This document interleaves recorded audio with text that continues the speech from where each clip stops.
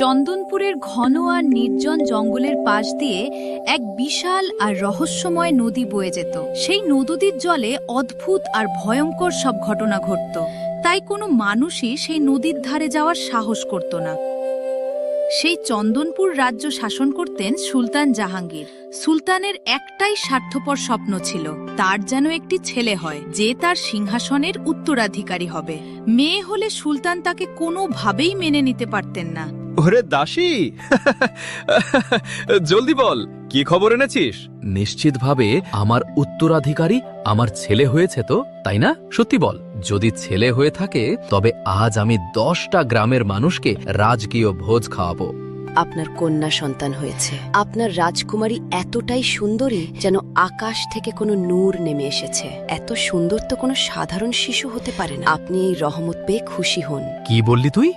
আমার মেয়ে হয়েছে? আমি এই বাচ্চাকে নিজের সন্তান বলে মানি না। আমাদের সাম্রাজ্যের জন্য একটা ছেলে দরকার ছিল। ছেলে, এক কাজ কর, তুই এই বাচ্চাকে এখনই ওই রহস্যময় নদীতে ফেলে দিয়ে আয়। এই মুহূর্তেই তোকে এটা করতে হবে। যদি কর, একে আমার চোখের সামনে থেকে দূরে নিয়ে যা। কিন্তু সুলতান, বেগম সাহেবার যখন জ্ঞান ফিরবে তখন আমি সেই হতভাগী মাকে কি জবাব দেব? আরে, বলে দিবি যে ওনার ছেলে হয়েছিল, যে জন্মানোর পরেই মারা গেছে। বেগমের জ্ঞান ফেরার আগেই তোকে এই বাচ্চাকে ওই খতরনাক নদীতে ফেলে দিতে হবে। জলদি কর। জি, কিন্তু হুজুর, ওই ভয়ঙ্কর নদীর তীরে আমি একা যেতে পারবো না। ওটা খুব ডরাবনা আর অলক্ষণে জায়গা। ওখানে একা যেতে আমার খুব ভয় লাগবে। তোকে একাই যেতে হবে। অন্য কাউকে সাথে নিলে এই খবর পুরো রাজ্যে ছড়িয়ে পড়বে। সবাইকে এটাই ঘোষণা করতে হবে যে বেগম সাহেবা এক মৃত পুত্র সন্তানের জন্ম দিয়েছেন। আমার কথা বুঝেছিস? যা এখান থেকে।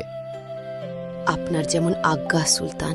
আর হ্যাঁ, মনে রাখিস, আমাদের হুকুম মেনেই যেন প্রতিটি কাজ হয়, কোনো ভুল যেন না হয়। ঠিক আছে হুজুর, এখন কি আমি যেতে পারি? ঠিক আছে, যেতে পারিস তুই। ওই রাজ্যেরই সীমানায় নদীর অন্য এক শান্ত তীরের কাছে আরবাজ নামে এক গরিব জেলে থাকত।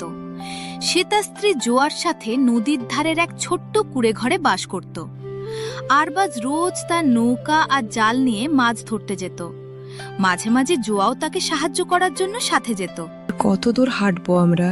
সামনেই তো সেই ভয়ঙ্কর জাল নিয়ে মাছ ধরতে যেত। মাঝে মাঝে জোয়াও তাকে সাহায্য করার জন্য সাথে যেত। আর কত দূর হাঁটবো আমরা? সামনেই তো সেই ভয়ঙ্কর নদী শুরু হয়ে যাচ্ছে। আমাদের ওখানে যাওয়া উচিত নয়, ওখানে বিপদ আছে। আরে, আর একটুখানি সামনে চলো, ভালো আর বড় মাছ ওখানেই পাওয়া যায়। জায়গাটা এসেই গেছে। চলো চলো চলো, চলে এসো। মাছ বিক্রি করে আমাদের দিনকাল তো একরকম চলেই যায়, পেট তো ভরেই যায়। কিন্তু আমাদের যদি একটা নিজস্ব সন্তান থাকতো তবে আমাদের এই খালি জীবনটা আরো কত খুশিতে ভরে উঠতো। আরে, ওই ওপরওয়ালা আমাদের কপালে সন্তানের সুখ লেখেননি। বাচ্চার কথা ভাবলেই আমার মনটা হাহাকার করে ওঠে জোয়া। সন্তান না থাকলে এই দুনিয়ায় মা বাবার কোনো সম্মান থাকে না। তুমি এক কাজ করো, দ্বিতীয় বিয়ে করো। যদি দ্বিতীয় স্ত্রীর ঘরে তোমার সন্তান হয় তবে... আরে না না, এসব কি পাগলের মতো কথা বলছো? আমি কোনো দ্বিতীয় বিয়ে করব না। থামো, আমার কেন জানি মনে হচ্ছে একটা ছোট বাচ্চার কান্নার আওয়াজ আসছে। তুমিও কি শুনতে পাচ্ছ? হ্যাঁ হ্যাঁ, আমিও শুনতে পাচ্ছি। চলো সামনে গিয়ে দেখি ব্যাপারটা কি। চলো। কিন্তু সামনে তো সেই ডোরাবন্যা নদী। আরে একটু সাহস তো করো, বাচ্চার কান্নার আওয়াজ ওখান থেকেই আসছে। চলো। দেখো দেখো, নদীর ঢেউয়ের মধ্যে একটা বড় কাঠের সিন্দুক ভাসছে। ওর ভেতরে একটা ফুলের মতো ছোট্ট বাচ্চা আছে। আরে চলো এখান থেকে, না হলে খামোখা কোনো বড় বিপদে পড়ে যাব। চলো। আমি কোথাও যাব না। এই নিষ্পাপ বাচ্চাটাকে আমরা আমাদের সাথে বাড়ি নিয়ে যাব। আরে তুমি বুঝছো না, এটা সেই রহস্যময় নদী। এতে নামলে আজ পর্যন্ত কেউ জ্যান্ত ফিরে আসেনি। কথাটা বোঝার চেষ্টা করো। আমার মনে হয় ওপরওয়ালা আমাদের ডাক শুনেছেন আর আমাদের ওপর দয়া করেছেন। তুমি সেই ওপরওয়ালার নাম নিয়ে নদীতে নামো আর বাচ্চাটাকে সহি সালামতে নিয়ে এসো। আচ্ছা, যাচ্ছি যাচ্ছি, ঠিক আছে।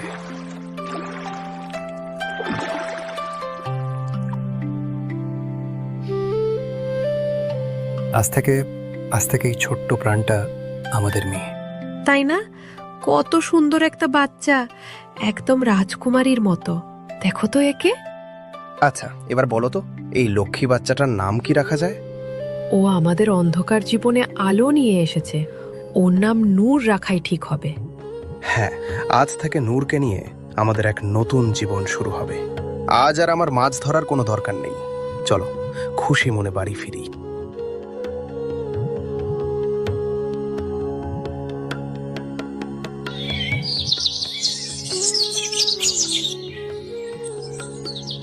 সময়ের চাকা ঘুরতে থাকলো। সুলতান তার মেয়েকে নদীতে ফেলে দেওয়ার ঠিক 1 বছর পর এক পুত্র সন্তান লাভ করেন, যার নাম রাখা হয় শাহ নেওয়াজ।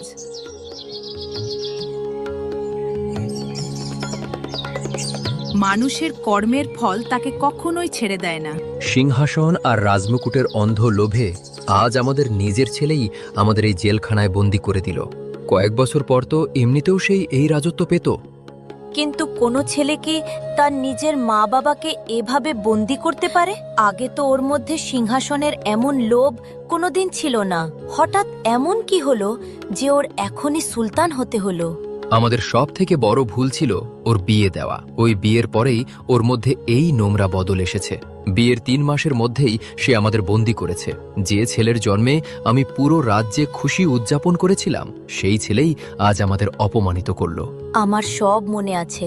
22 বছর আগে আমি এক মৃত বাচ্চার জন্ম দিয়েছিলাম। যদি আমার সেই প্রথম সন্তান বেঁচে থাকতো, তবে আজ হয়তো আমাদের বার্ধক্যের এই দশা হতো না। এখন ওসব ভুলে যাও।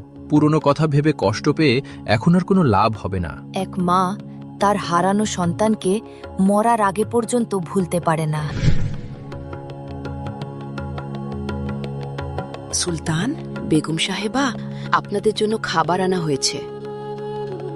আমাদের জন্য এই শুকনো রুটি আর পাতলা ডাল? আরে, একজন সুলতানকে কি এই খাবার দেওয়া হবে? আমার হাত পা বাঁধা। নতুন সুলতানের থেকে যেমন কড়া নির্দেশ পাই, আমি তেমনটাই করি, নয়তো আমার নিজের প্রাণ সংশয় হয়ে পড়বে। আমার এই শুকনো খাবার খেতে কোনো আপত্তি নেই, আমি খেয়ে নেব। বেগম সাহেবা, আপনার এই অবস্থা দেখে আমার বুক ফেটে যাচ্ছে। এত ভালো মানুষ হয়ে আপনার এই যন্ত্রণাদায়ক অবস্থা আমি সহ্য করতে পারছি না। তুই মন খারাপ করিস না, আমাদের কপালে হয়তো এটাই লেখা ছিল। বেগম সাহেবা, আমি এখন আসছি। সুযোগ পেলে লুকিয়ে আপনাদের সাথে দেখা করতে অবশ্যই আসব।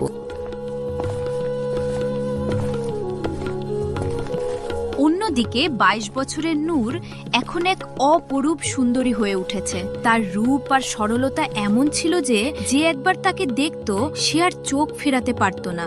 আম্মু আব্বু সাত সকালে নদীতে মাছ ধরতে চলে গেছে, আমিও ওনার কাছে যাব। তুই কোথাও যাবি না, সারাদিন এখানে ওখানে প্রজাপতির মতো উড়ে বেড়াস। ঘরে বন্দি থেকে আমি কি করব? আমার তো নদীর ঢেউ, খোলা আকাশ আর পাখিদের সাথে কথা বলতে ভালো লাগে। তোর বয়স এখন 22 বছর হয়েছে। এই বয়সে মেয়েদের এত চঞ্চল হওয়া ঠিক নয়। যখন আমি ছোট ছিলাম তখন তো আপনি আমাকে কোনোদিন বাইরে যেতেই দিতেন না, সব সময় ঘরেই বন্দি করে রাখতেন। একা বাইরে গেলে তোর কোনো ক্ষতি হতে পারত, তাই আমি তোকে যেতে দিতাম না। এখন তো আমি বড় আর বুদ্ধিমান হয়ে গেছি, আমি যদি বাইরে একটু ঘুরি তবে আপনি এত চিন্তা করেন কেন আম্মু? চিন্তা কেন করব না? তুই আমাদের একমাত্র সন্তান। তুই এক মুহূর্তের জন্য আমাদের চোখের আড়াল হলে ভয়ের চোটে আমাদের দম আটকে আসে। আম্মু, জানেন জঙ্গলের ধারে যে রহস্যময় নদীটা বইছে, যখন আমি ওখানে গিয়ে দাঁড়াই তখন তার জলটা অদ্ভুতভাবে চকচক করতে থাকে। তুই ভুল করেও কখনো ওখানে যাস না, ওটা একটা অলক্ষণে নদী। ওখানে গেলে তোর বড় ক্ষতি হয়ে যাবে। আমি তোকে কড়াভাবে বারণ করছি। কিন্তু আম্মু, আমার তো ওখানে দাঁড়িয়ে একটুও ভয় লাগে না। উল্টে আমার মনে হয় নদীর ঢেউগুলো যেন আমাকে ডাকছে। আমি শুধু অবাক হয়ে তাদের দিকে তাকিয়ে থাকি। ওরে আমার আদরের মেয়ে, তুই তো আমাদের সব। যদি তোর কিছু হয় তবে আমরা জ্যান্ত মরে যাব। তুই আমার কসম খা যে আর কখনো ওই নদীর ধারে যাবি না। আচ্ছা আম্মু, যখন আপনি এত করে বলছেন তখন আমি আর কখনো ওখানে যাব না। এদিকে রাজপ্রাসাদে সুলতানের একমাত্র ছেলে শাহ নেওয়াজ এখন সিংহাসনে বসেছে। কয়েক মাস আগেই খুব ধুমধাম করে এক নিষ্ঠুর জমিদারের মেয়ে জুলেখার সাথে তার বিয়ে হয়েছে। বিয়ের কয়েকদিন পরেই শাহ নেওয়াজ সব ক্ষমতা কেড়ে নিয়েছে। বিয়ের পর তুমি আমাকে একবারও কোথাও ঘুরতে নিয়ে গেলে না, আমাকে বাইরে যেতেই হবে। ওহো, নিয়ে যাব বেগম, নিয়ে যাব। এই তো সবে ক্ষমতা আমার হাতে এসেছে, আগে আমাকে সব বুঝতে তো দাও।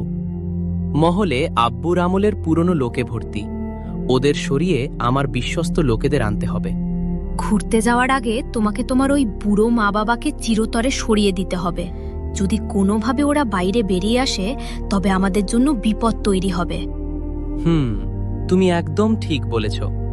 এক কাজ করা যাক, জঙ্গলের পাশে যে ভয়ঙ্কর নদীটা আছে তারই ধারে মা বাবাকে গাছের সাথে বেঁধে ফেলে আসা উচিত। আমি শুনেছি ওখান থেকে কেউ জ্যান্ত ফিরে আসে না। তবে তো এটা খুব ভালো হবে, কিন্তু তুমি নিজে গিয়ে ওদের বেঁধে আসবে। এই কাজের জন্য অন্যদের উপর ভরসা করো না। আরে আমি তো যাবই, তবে সাথে ওই পুরনো দাসীকেও নিয়ে যেতে হবে। ও খুব বিশ্বস্ত আর ভীতু, ওকে যা বলা হবে ও তাই করবে। আমার আব্বু মহলের দেখভালের জন্য নিজের কিছু খাস লোক পাঠিয়েছেন, তারা কাল থেকেই কাজ শুরু করে দেবে। হ্যাঁ, কিন্তু কাল আমাকে একবার গ্রামে যেতে হবে। আমার সাথে নতুন উজিরও থাকবে, যারা এখনো খাজনা দেয়নি তাদের থেকে কড়াকড়িভাবে আদায় করতে হবে। কোনো গরিবের ওপর কোনো দয়া করা হবে না। আচ্ছা, এবার এসব কথা থাক, আমরা কোথায় ঘুরতে যাব সেই ব্যাপারে ভাবো। আমরা গুলশানে নূরের সুন্দর উপত্যকা দেখতে যাব। ওখানকার সৌন্দর্য আমরা দুজনে একসাথে দেখব। সত্যি আমার আর ধৈর্য ধরছে না। আরে একটু ধৈর্য ধরো মালিকা, আগামী মাসেই আমরা ওখানের জন্য বেরোবো।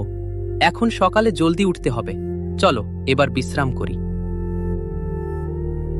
জোয়া কোনোভাবেই তার আদরের নূরকে একা বাইরে বের হতে দিত না। তার মনে সবসময় একটা অজানা ভয় কাজ করত যে ওই নদী বুঝি তার সন্তানকে কেড়ে নেবে। নূরও ইদানিং তার আম্মুর কথা মেনে একা বাইরে যেত না। সে তার বাবা আরবাজের সাথে মাঝে মধ্যে নৌকায় মাছ ধরতে নদীতে যেত। ওরে মা জননী, তুই আমার সাথে এই কড়া রোদে না এলেও পারতিস। আমার তো মাছ ধরতে আর জাল গুছিয়ে নিতে অনেক সময় লাগবে। এখন তুই এতক্ষণ এখানে খালি হাতে বসে কি করবি বলো তো? আব্বু, আমার ঘরের চার দেওয়ালে বন্দি থাকতে একদম ভালো লাগে না। আমিও আপনার সাথে জাল পাতবো আর আপনাকে সাহায্য করব। একদম না। খসখসে দড়ি আর জাল ঢানলে তোর এই নরম হাতে ফোসকা পড়ে যাবে। আমি এমনটা কিছুতেই হতে দেবো না। পড়ুক না ফোসকা, আপনার হাতেও তো খাটুনির ফোসকা পড়ে। আচ্ছা আব্বু, আপনি আর আম্মু আমাকে কোনো কাজই করতে দেন না কেন? না কোনো ভারী কাজ করতে দেন, না একা বাইরে যেতে দেন। আমার এসব একদম ভালো লাগে না। এখন থেকে আমি ঘরে সব রান্না করব আর সব কাজ আমিই সামলাবো। আরে পাগলি, তুই আমাদের একমাত্র ফুলের মতো মেয়ে। এত বছরের মান্ত করার পর ওপরওয়ালা তোকে আমাদের দিয়েছেন। তোকে দিয়ে আমরা কেন খাটাখাটুনি করাবো? এমন কি কখনো হয়? আপনি আর আম্মু দিন রাত কত কষ্ট করেন, কিন্তু আমাকে কেউ কিছু করতেই দেয় না। আমি আপনার কাজের বোঝা হালকা করতে চাই আব্বু। ব্যাস ব্যাস, অনেক কথা হয়েছে। এখন আমরা নৌকা নিয়ে আর এগোবো না। এখানেই তীরের কাছে জাল ফেলবো। তুই এখানে গাছের ছায়ায় চুপচাপ দাঁড়িয়ে থাক, ব্যাস, আর কিছু করিস না। ঠিক আছে আব্বু, তবে আমি একটু ওই সামনের পথটা দিয়ে হেঁটে আসি। মা, খুব দূরে যাস না, আমাদের চিন্তা হবে। নিজের খেয়াল রাখিস, বুঝেছিস? জি আব্বু, আপনি চিন্তা করবেন না, আমি এখনই ফিরে আসব। নূর জঙ্গলের সরু পথ দিয়ে কিছুটা দূরে হাঁটছিল। তখনই রাজপ্রাসাদের সেই বুড়ি দাসী ওখান দিয়ে যাচ্ছিল। কে তুই মা? এই জনমানবহীন জঙ্গলে তো কেউ আসে না। তোর মতো সুন্দরী আর ভোলাভালা মেয়েকে এখানে হাঁটতে দেখে মনে হচ্ছে যেন চারদিকে হঠাৎ নূর ছড়িয়ে পড়েছে। সামনে তো সেই ভয়ঙ্কর রহস্যময় নদী। আপনি ওদিকে কোথায় গিয়েছিলেন? আমার আব্বু আর আম্মু আমাকে ওখানে যেতে দেন না, বলেন ওই জায়গাটা ভালো নয়। আমি রোজ একবার করে এখানে আসি মা। ওই নদীর ঢেউয়ের মধ্যে নিজের এক অভাগী আর নিষ্পাপ সন্তানকে খুঁজতে আসি, যাকে আমি নিজের হাতেই থাক, কিন্তু আজ পর্যন্ত তার কোনো হদিশ পাইনি। তুই নিজের বাড়ি ফিরে যা মা। একা এই খতরনাক জঙ্গলে ঘুরলে তোর বিপদ হতে পারে। জঙ্গলের ধারেই তো আমাদের ছোট্ট বাড়ি, তাই আমার ভয় লাগে না। আর আমি এখানে একা আসিনি, আমার আব্বু আমার সাথেই আছেন। ওদিকে নৌকার কাছেই আছেন আমার আব্বু। মা, তোর হাতটা একবার দেখি তো। ইয়া খোদা, একই! তোর হাতে তো ঠিক সেই তীরের মতো জন্মদাগ রয়েছে। আমার চোখ একই দেখছে। আমার আব্বু আমাকে ডাকছেন, আমি যাচ্ছি। ब्रांड्स अगर फेक निकले तो सबको पता चलता है, इसलिए मैं हमेशा शॉप करता हूँ सिर्फ मिंत्रा पे, जहाँ पे मिलते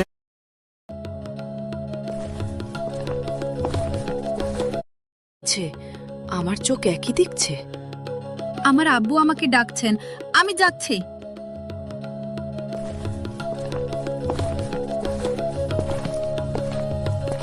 22 বছর আগে যে ফুলের মতো বাচ্চাটাকে আমি বাধ্য হয়ে এই নদীর নিষ্ঠুর জলে ভাসিয়ে দিয়েছিলাম, তার হাতেও ঠিক এই রকম একটা তীরের দাগ ছিল।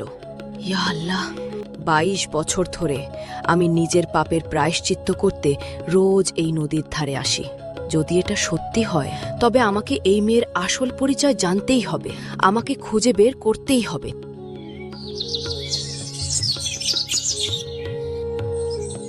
সময় বয়ে চলল। ক্ষমতান নেশায় অন্ধ শাহনেওয়াজ আর তার বউ জুলেখা ঠিক করলো যে তারা সুলতান আর বেগমকে জেলের কুঠুরিতেও রাখবে না। তারা ঠিক করলো যে মাঝরাতে দাসীর সাহায্যে নিজের মা বাবাকে ওই ভয়ঙ্কর নদীর তীরে নিয়ে গিয়ে গাছের সাথে বেঁধে রেখে আসবে, যাতে বুনো জানোয়ার বা নদীর জাদু তাদের শেষ করে দেয়। এদের খুব শক্ত দড়ি দিয়ে বেঁধে দিয়েছি। এখন এরা এখান থেকে কোনোদিন পালাতে পারবে না। দাসী, চলো এবার আমরা প্রাসাদে ফিরে যাই। ছোট সুলতান, আপনি আগে বাড়ুন, আমি এই আসছি।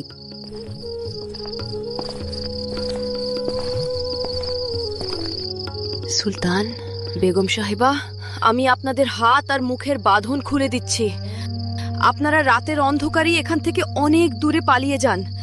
আমি তো স্রেফ হুকুমের গোলাম, যে সিংহাসনে বসে দাসীকে তার অন্যায়েরই স্বাদ দিতে হয়, যেমন 22 বছর আগে আপনাদের কথা মতো আমি করেছিলাম। আমি এখন যাচ্ছি। শাহনেওয়াজ যদি আমাকে এখানে দেখে ফেলে, তবে আমার প্ল্যান সংশয় হতে পারে। আর হ্যাঁ, একটা কথা মনে রাখবেন, ভুল করেও রাজপ্রাসাদে ফেরার চেষ্টা করবেন না। আপনারা যদি ওখানে যান, তবে অকালেই মারা যাবেন। তুই চলে যা দাসী, এখানে দেরি করলে তোর ক্ষতি হবে।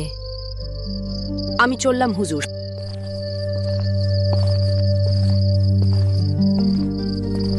সুলতান, এই দাসী কি বলে গেল? বলছিল যে 22 বছর আগে আপনি কিছু করেছিলেন। বেগম, দাসীর কথা আমি ঠিক বুঝতে পারিনি। বয়সের সাথে ওর মাথাটা গেছে। আমাদের এখান থেকে তক্ষুনি পালাতে হবে। ঘুটঘুটে অন্ধকার, চলো এখান থেকে বেরোই। না, আমি এখান থেকে কোথাও যেতে চাই না। আমি আজকের রাতটা এখানেই কাটাতে চাই। এই নদীর ঢেউগুলো আমাকে নিজের দিকে টানছে। সেই ভয়ঙ্কর রাতে হঠাৎ জঙ্গলের পশুরা অদ্ভুতভাবে চিৎকার করতে লাগলো। পাখিরা এমনভাবে ডানা ঝাপটিয়ে পালাতে লাগলো যেন কোনো অদৃশ্য শক্তি দেখে ভয় পেয়েছে। নিজের কুঁড়ে ঘরে ঘুমিয়ে থাকা নূরও হঠাৎ অস্থির হয়ে উঠল। আম্মু, আম্মু, আমার খুব কষ্ট হচ্ছে। আমি খুব ভয়ঙ্কর একটা স্বপ্ন দেখেছি। আমার মন চাইছে এখনই ঘর থেকে বাইরে পালিয়ে যাই। ওই নদী আমাকে অনবরত ডাকছে। আমি ওখানে যেতে চাই আম্মু। তুই ঘুমের ঘরে জোরে জোরে চিৎকার করছিলি মা। তোর চিৎকার শুনেই আমি আর তোর আব্বু দৌড়ে এলাম। হ্যাঁ মা, আজ বাইরে জঙ্গলের পশু পাখিরাও খুব অদ্ভুত আচরণ করছে। মনে হচ্ছে যেন ওরাও কোনো কারণে খুব শোকাতুর। আচ্ছা, মনে আছে তোমার 22 বছর আগের সেই রাত যখন আমরা নূরকে পেয়েছিলাম? ঠিক এরকমই তুফান আর শোরগোল হয়েছিল। হ্যাঁ, আমার খুব ভালো করে মনে আছে। আজ যেন সবকিছু আবার নতুন করে হচ্ছে। ও আম্মু, আমার সাথে হঠাৎ এমন হচ্ছে কেন? আমি স্বপ্নে দেখলাম যে আপনারা আমাকে কাঁদতে ফেলে কোথাও দূরে চলে যাচ্ছেন। আমি এমন অলক্ষণে স্বপ্ন কেন দেখলাম? আমরা তোকে ছেড়ে কোথায় যাব মা? আমরা তো সব সময় তোর পাশেই আছি। তুই তো আমাদের বেঁচে থাকার একমাত্র সম্বল। আম্মু, আমাকে শুধু একবার ওই নদীর ধারে যেতেই হবে। যদি আমি ওখানে না যাই, তবে আমার বুকে খুব ব্যথা হবে। নদীর ওই চকচকে জল আমাকে নিজের কাছে ডাকছে।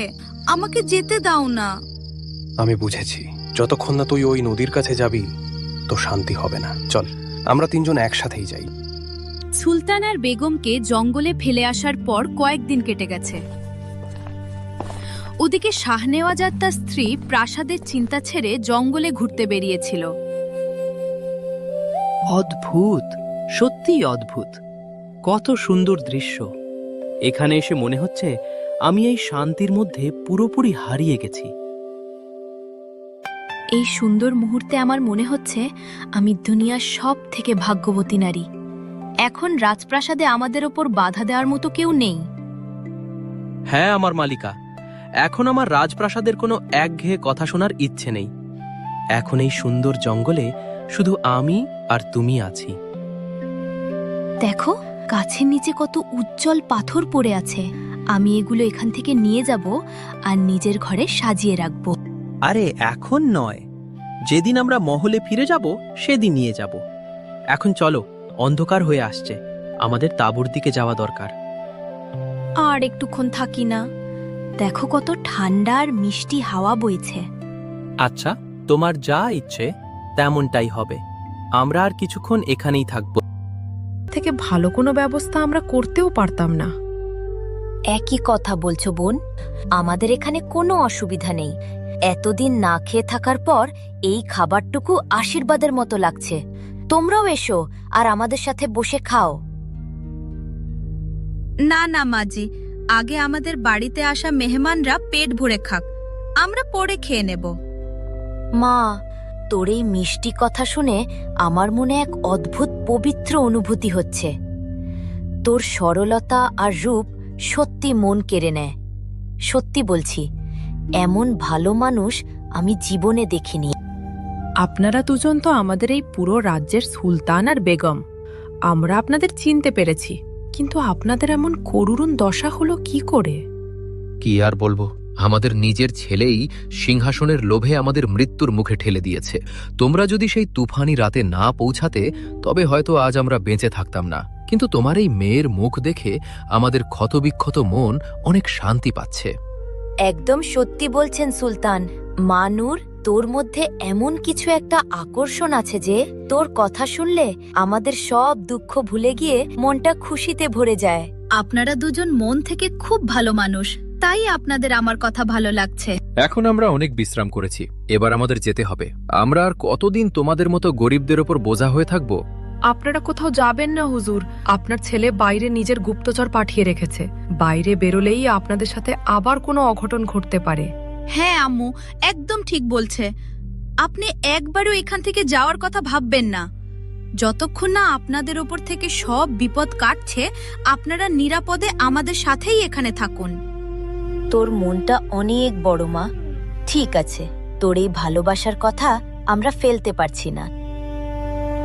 রেশম উপত্যকার সেই সুন্দর নদী ভ্রমণ শেষ করে শাহনেওয়াজ আর তার স্ত্রী জুলেখা রাজপ্রাসাদে ফিরে এসেছিল। শাহনেওয়াজ ফিরেই নিজের কঠোর নিয়মে প্রাসাদের সব কাজকর্ম সামলাতে শুরু করলো। কিন্তু ভাগ্য হয়তো অন্য কিছু লিখে রেখেছিল। হঠাৎ এক ভয়ঙ্কর দুর্ঘটনা ঘটে গেল। শিকারের জন্য ঘন জঙ্গলে যাওয়া শাহনেওয়াজ একটি অত্যন্ত বিষধর সাপের কামড়ে মারাত্মক জখম হলো। হয়তো এবার আমি আর বাঁচব না। এই ভয়ঙ্কর বিষ আমার পুরো শরীরে দ্রুত ছড়িয়ে পড়ছে। ওরে বাবারে, আমাকে বাঁচাও, আমার শরীরে অসহ্য যন্ত্রণা হচ্ছে। এইসব তোমার নিজের করা পাপের ফল। 22 বছর আগে আপনার বাবা এক নিষ্পাপের সাথে মহা পাপ করেছিলেন, আর এখন আপনি নিজের জন্মদাতার সাথে। মনে রাখবেন, ওপরওয়ালার লাঠির কোনো আওয়াজ হয় না। প্রকৃতি তার অপরাধীদের শাস্তি অবশ্যই দেয়।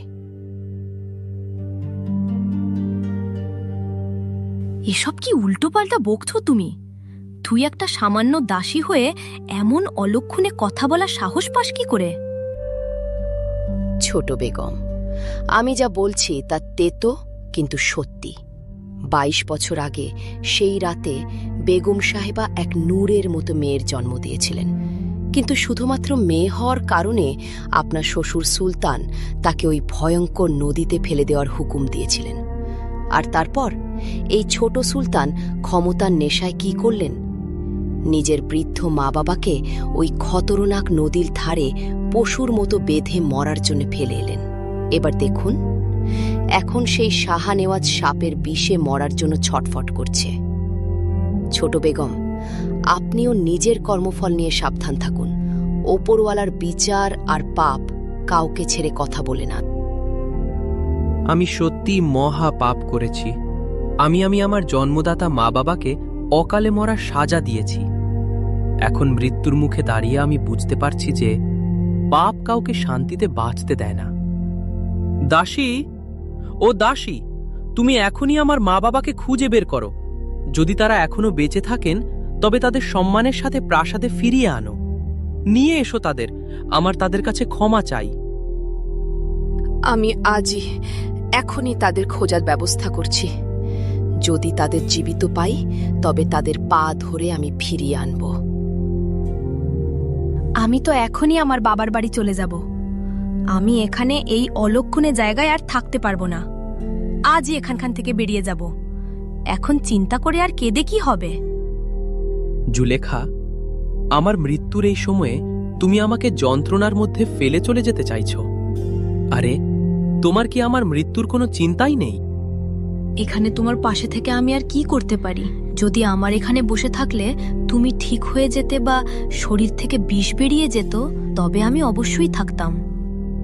ঠিক আছে, তবে স্বার্থপরের এই দুনিয়া, তুমি যেতে পারো। আমার শেষ নিঃশ্বাস পর্যন্ত আমি তোমাকে আটকাবো না। যাও এখান থেকে। অন্যদিকে সুলতান আর বেগম একদিন কাউকে কিছু না বলে সেই গরিব জেলে আরবাজের ঘর থেকে চলে গেলেন। ওই গরিবের ঘরে নিজেদের বোঝা হয়ে থাকা আর লুকিয়ে থাকা তাদের একদম ভালো লাগছিল না।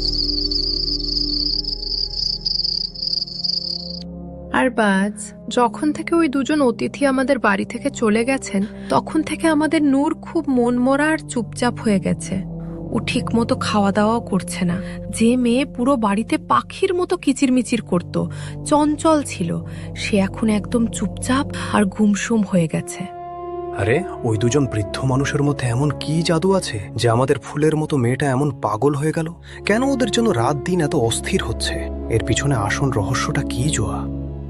এমন নয় তো ওদের সাথে আমাদের নূরের কোনো পুরনো বা রক্তের সম্পর্ক আছে? আরে, তুমিও কেমন পাগলের মতো কথা বলছো? আরে বাবা, এই মেয়ে আমাদেরই মেয়ে। একে আমরা নদী থেকে পেয়েছি। এই দুনিয়ায় আমাদের ছাড়া ওর আর কারো সাথে কোনো সম্পর্ক নেই। আর যদি দরকার পড়ে তবে আমরা সব কিছু ছেড়ে এখান থেকে অনেক দূরে চলে যাব, অন্য কোনো গ্রামে গিয়ে থাকব। হ্যাঁ, তুমি ঠিকই বলেছ আরবাজ। আমরা কোনোভাবেই আমাদের নূরকে হারাতে পারবো না। আমরা ওকে নদীর ঢেউ থেকে, মৃত্যুর মুখ থেকে তুলে এনেছিলাম। ওকে পেয়ে আমরা আমাদের নিঃসন্তান হওয়ার সব কষ্ট ভুলে গিয়েছিলাম। নূরই আমাদের বেঁচে থাকার একমাত্র কারণ, আর সব কিছু। ওকে ছাড়া আমরা বাঁচতে পারবো না। ঠিক আছে, তবে কালকে এই রাতের অন্ধকারে আমরা সব গুছিয়ে এখান থেকে চিরতরে দূরে চলে যাব। আমাদের ওর বিয়েও তো দিতে হবে, যাতে ওর নিজের একটা সংসার হয়। হ্যাঁ, আমরা ওকে ভালো ঘরে বিয়ে দিব। তারপর আমাদের উঠোনে নাতি নাতনিরা খেলবে। আমাদের বার্ধক্য ওদের সাথেই হাসি মুখে কেটে যাবে। কিন্তু সত্যি বলতে, ইদানি নূরকে নিয়ে আমার খুব ভয় লাগছে।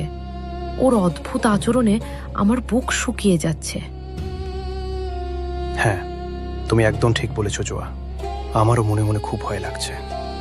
আজ রাতেই নৌকায় সব মালপত্র গুছিয়ে নিতে হবে। কাল সকালে আমরা সময় পাবো না। চলো জলদি করো, কাজে লেগে পড়ো। হ্যাঁ, আমাকে সবকিছু তৈরি করতে হবে। কিন্তু ভাবছি নূর কি এত সহজে মেনে নেবে? ও কি এই নদী আর এই জঙ্গলে অন্য কোনো জায়কলের বাইরে অন্য কোনো জায়গায় থাকতে পারবে? মেয়ের মঙ্গলের জন্য আর জীবন বাঁচানোর জন্য আমাদের যেতেই হবে। নতুন জায়গায় থাকতে থাকতে ও ওই জায়গাটাও পছন্দ করতে শুরু করবে। চলো জলদি চলো।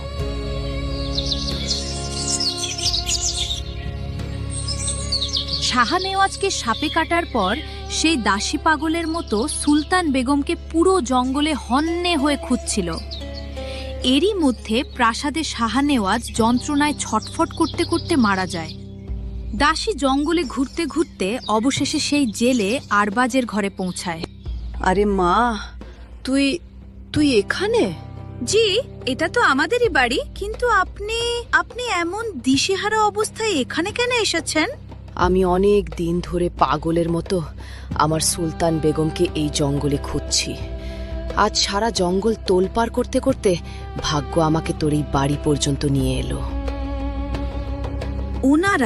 ওনারা তো কিছুদিন আগে আমাদের এখানেই ছিলেন, তারপর একদিন কাউকে কিছু না বলে চুপচাপ চলে গেলেন। তুই কি তোর মা বাবাকে এখানে বাইরে ডাকতে পারবি মা?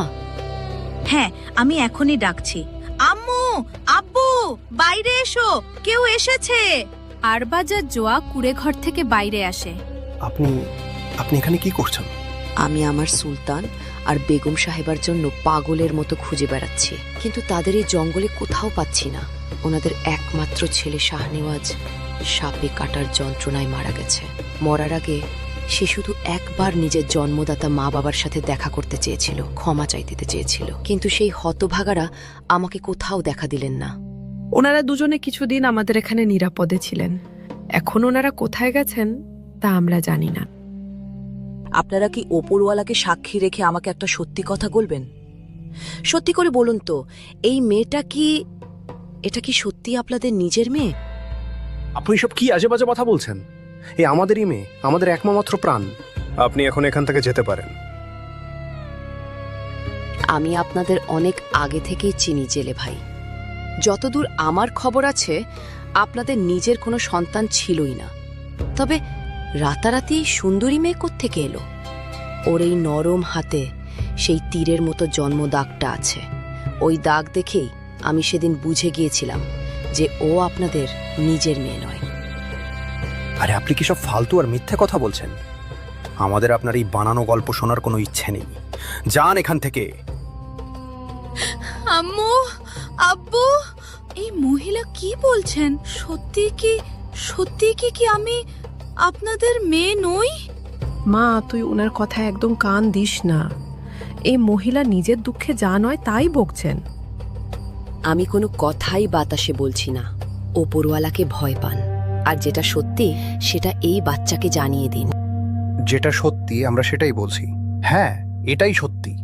ঠিক আছে, আমি এখন সুলতান বেগমকে খুঁজতে আবার জঙ্গলে যাচ্ছি, কিন্তু আমি এই সত্যিটা সাথে নিয়েই আবার ফিরে আসব।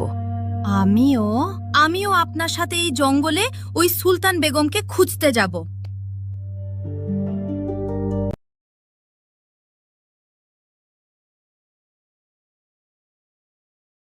সেই নবজাতক শিশুকে ওই ভয়ঙ্কর নদীতে ফেলে দেওয়ার হুকুম দেওয়া হয়েছিল। এই ঘিন ঘিন কাজটা, এই কাজটা অন্য কেউ নয়, আমাকে দিয়ে জোর করে করানো হয়েছিল। যদি আমি হুকুম না মানতাম তবে সুলতান সেই রাতেই আমাকে শেষ করে দিতেন। সেই দিন প্রচণ্ড বৃষ্টির মধ্যে আমি একটা কাঠের টুকরিতে আপনার নিষ্পাপ বাচ্চাকে রেখে ওই নদীর ঢেউয়ে ভাসিয়ে দিয়েছিলাম। তখনই হঠাৎ আরবাজার জোয়া নূরের সাথে দিশেহারা অবস্থায় সেখানে পৌঁছায়। আর এই নূরই আপনাদের সেই হারিয়ে যাওয়া মেয়ে সুলতান। হ্যাঁ, 22 বছর আগে সেই তুফানি রাতে আমরা আমাদের নৌকা নিয়ে নদীর ধারে গিয়েছিলাম। তখন আমরা ঢেউয়ের মধ্যে থেকে সেই ঝুড়িতে একটা বাচ্চার কান্নার আওয়াজ শুনি। আমরা তাকে তুলে বাড়ি নিয়ে যাই, আর তারপর নিজের আপন সন্তানের মতো জান দিয়ে বড় করেছি। ইয়া আল্লাহ, নূর সত্যি তোমার, আমাদের মেয়ে? এসব আজ আমি কি শুনছি? আমার আসল পরিচয় কি? হ্যাঁ আমার মা, তুই যা শুনছিস সেটাই ধ্রুব সত্য। আর একটা কথা সুলতান, আপনার ছেলে শাহনেওয়াজ বিষধর সাপের কামড়ে যন্ত্রণায় মারা গেছে। হয়তো ওপরওয়ালার এটাই ছিল ন্যায় বিচার। আমি যে মহা পাপ করেছি, জীবনের শেষ লগ্নে তার ভয়ঙ্কর সাজা পাচ্ছি। বেগম সাহেবা আর আমার ফুলের মতো মেয়ে নূর, আমরা আপনাদের দুজনের কাছে হাত জোর করে ক্ষমা চাইছি। আমরা জানি যে আমরা ক্ষমার যোগ্য নই, কিন্তু তবুও একজন গুনাহগারকে ক্ষমা করে দাও। আর নূর মা, আমরা তোমাকে আমাদের সাথে তোমার আসল বাড়ি রাজপ্রাসাদে ফিরিয়ে নিয়ে যেতে চাই। হ্যাঁ আমার মা, আমার গর্ভের ধন এবার আমাদের সাথে নিজের ঘরে চলো। না, একদম না। আমি আমার এই মা বাবাকে ছেড়ে এই দুনিয়ায় কোথাও যাব না। মনে রাখবেন, শুধু জন্ম দিলেই কেউ মা বাবা হয়ে যায় না।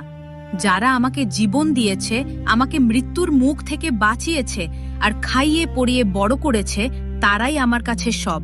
আপনারা আপনাদের রাজপ্রাসাদে ফিরে যান। তুই একদম ঠিক বলেছিস মা। এখন থেকে তোর এই মা বাবা আরবাজ আর জোয়াও পূর্ণ সম্মানের সাথে রাজপ্রাসাদে আমাদের সাথেই থাকবেন। আমরা সবাই মিলে এক পরিবারের মতো ওই প্রাসাদেই থাকব।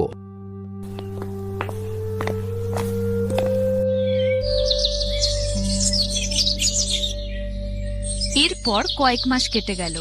সবাই নিজেদের মান অভিমান ভুলে রাজপ্রাসাদে সুখ, শান্তি আর ভালোবাসা নিয়ে একসাথে জীবন কাটাতে লাগলো। আজ থেকে আমার এই রাজ্যে আর কখনো কোনো গরিব, জেলে বা অসহায় মানুষের ওপর কোনো অত্যাচার হবে না। রাজপ্রাসাদের যত পুরনো মানুষকে বের করে দেওয়া হয়েছিল তাদের আবার সম্মানের সাথে ফিরিয়ে আনা হবে। আমার মেয়ে নূর, এখন থেকে এই রাজপ্রাসাদ আর রাজ্যের অর্ধেক দায়িত্ব তোমারও। আজ থেকে আরবাজ আর নূর মিলে এই প্রাসাদের সব দায়িত্ব আর বিচার ব্যবস্থা সামলাবে। এখন আর শুধু অতিথি নন, এই প্রাসাদের অবিচ্ছেদ্য অংশ। আরে সুলতান, আপনি এসব কি বলছেন? আপনি আমাদের আপনার দরবারে আশ্রয় দিয়েছেন, এত সম্মান দিয়েছেন, এটাই আমাদের জন্য অনেক। আমাদের মেয়ের সাথে সব সময় থাকতে পারছি। আমাদের মতো গরিবদের জন্য এর থেকে বড় সম্পদ আর কিছু হতে পারে না। আমার মা বাবা যেখানে থাকবেন, আমিও ওনাদের সাথে সেখানেই থাকব। এই সুখ, শান্তি আর সাম্যের সাথে জীবন কাটাতে লাগলো। জয় হলো মনুষ্যত্ব আর ভালোবাসার। এমন আরও হৃদয়স্পর্শী আর মজার গল্প দেখতে আমাদের চ্যানেলটিকে সাবস্ক্রাইব করতে ভুলবেন না।